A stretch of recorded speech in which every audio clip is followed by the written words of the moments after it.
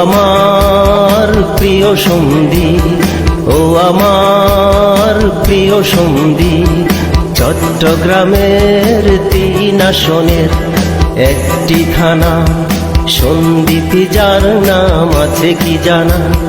4 লাখেরও বেশি মানুষের বাস, সমুদ্র ঘেরা মায়াবী দ্বীপ।